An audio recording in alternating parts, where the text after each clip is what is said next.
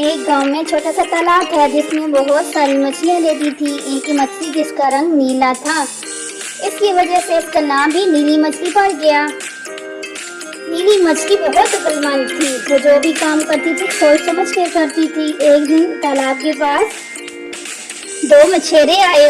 एक मछेरे ने कहा, देखो कितनी सारी मछलियां हैं इस तालाब में, कल हम आएंगे उन सब मछलियों को पकड़ कर ले जाएंगे। ये बात नीली मछली ने सुन ली और वो जाकर दूसरी मछलियों को सुनाने लगी। दूसरी मछलियां नीली मछली पर हंसने लगी और कहने लगी कि अगर तुम्हें जाना है तो जाओ, हम यहीं रहेंगे। इसी रात अक्लमंद मछली तालाब छोड़कर छोटी झील के जरिए नदी में चली गई। दूसरे दिन वो मछेरे आए और तालाब की सारी मछलियों को पकड़ कर ले गए। अक्लमंद मछली की बात ना सुनकर मछलियां बहुत पछताई और इस तरह अक्लमंद मछली जो थी वो बच गई। इसलिए हमेशा अक्ल से काम लेना चाहिए।